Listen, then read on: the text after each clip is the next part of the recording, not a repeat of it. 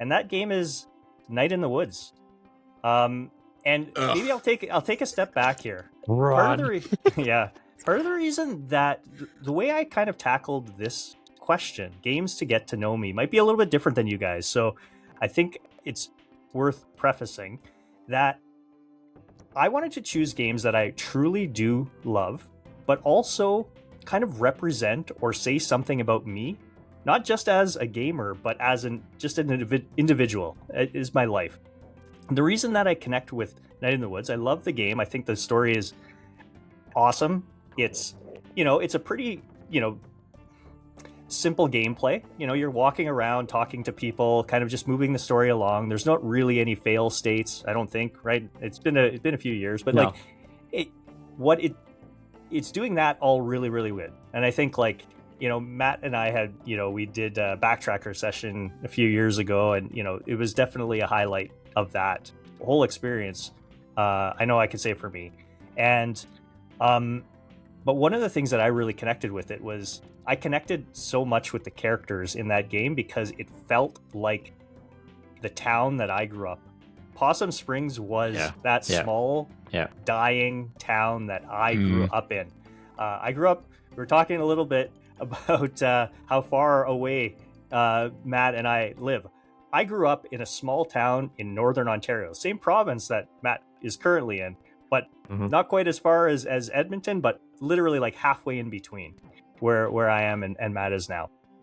And it was a small town, had like one industry, and that, it was a lumber mill, and that employed half the town, and it closed while I was, in high school, even, before high school. And so it's like this dying town, and you see the businesses close up, and people, I went away to university. I kind of got away, kind of like May did. I got to stay away. She kind of dropped out and went back to the town.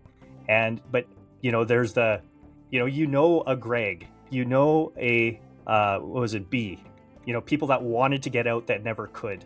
You've got that Angus character who was frankly too smart to still be there, And the Greg, who's just the loser guy who works at the convenience store.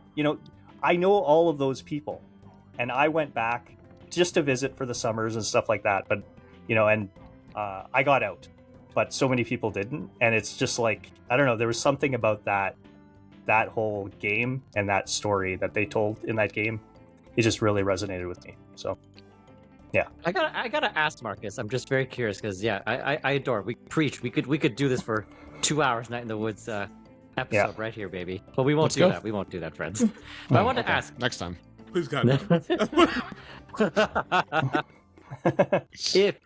if the story was, maybe this is a stupid question because I mean, the story is like a huge aspect of the game. So I was going to ask, if the story was different, would you still connect with the game? But I think that's a stupid question. That'd be like asking, would you still like The Last of Us if it wasn't the same story? It's like, well, hey, the story is it's in its DNA.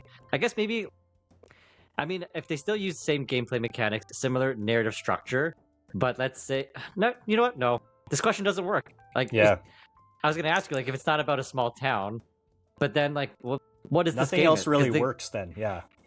That's part of the key message. This stupid question, stupid Nagachaka. That's like asking The Last of Us, it's not about Joel and it's not about parenting. Would you still like the game? It's like, well, I don't know what kind of game this is then if it's not about parenthood. So never mind. Let's just the writing is superb, which the game's good. It's very good. Yeah, it's very good. That's the question I had for you. Yeah. So do you feel that you didn't feel that it fell apart toward the end? Because I actually did enjoy most of the front half. It was toward the end where the story kind of fell apart for me. And that's where I kind of was just like, this kind of fell off. And that kind of changed my opinion about it. Because I was very high on the game in the beginning.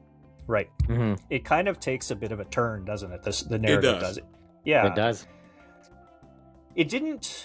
I think I would have been okay with it staying more grounded, let's say, without kind of giving it away.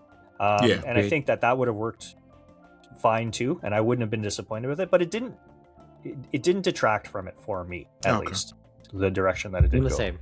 I'm the same, Ron. That part I know you're talking about. Mm-hmm. That's my one criticism. I'm like, why? But Yeah, like and that's what Marcus, threw like me just off. I guess that's my fault. My expectations of it. That's why I joke you guys about loving it as much as you do. But Marcus breaking it down the way he did, now I see exactly why he does love it as much as he does. And like I said, you guys know how I am about stories and narratives. I'm very picky sometimes about narratives. And if I don't expect it to fly off the rails and it flies off the rails, usually I'm like, I'm kind of done with it at that point. But yeah, okay, that makes sense. I see where you're coming from with it. I think it's a valid criticism, Ron, because the majority of the game is, I mean, I will spoil it. It's grounded. Yeah, It very is. So grounded. It is. It's very grounded. So I had the same expectations. I'm like, okay, it's going to continue on this path, and I think even Marcus agrees. Yeah, like at the end, it's like, oh, you're going a little hard on this other angle here. Yeah, but yeah, it's like Kojima kind of came in at the end and was like, here, I'll write the rest of the story. It's like, whoa. What happened? Yeah, it's very jarring. Like there aren't any subtle hints that that's the route they're going to take to wrap stuff up. But yeah, I'm like Marcus, where it's like, yeah, I don't like this, but there's so much positive, other aspects that are positive that it didn't derail. It's still criticism for sure. It's not like perfect, but yeah. It's still okay. I mean, I would never say the game is cheeks. It definitely isn't that. It's still okay in my book. It's just that half a cheek. Nah, it's not cheeks at all. It's like I said. We just said the back half wasn't great, so I thought maybe it would be half a cheek. No, we're not doing that quite. I mean, I haven't played it, so what do I know? Oh, I mean, you should. I mean, like I said, and of course, it might be a different experience for everybody, as you can see. But it is a game I think that you should definitely try out.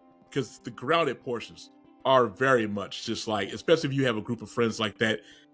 Like Marcus nailed it. Everybody has dialogue a group of friends. is so damn good in that game. Yeah, the dialogue in particular is very just good so from great. That aspect alone. You take out that end part of that story, and everything else is just so good about it.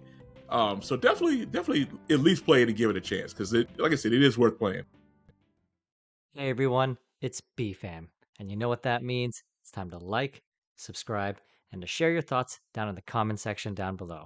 And if you like this video, you should check out our monthly podcast right here on the YouTube channel or your favorite podcasting service of choice. Until next time, BFAM.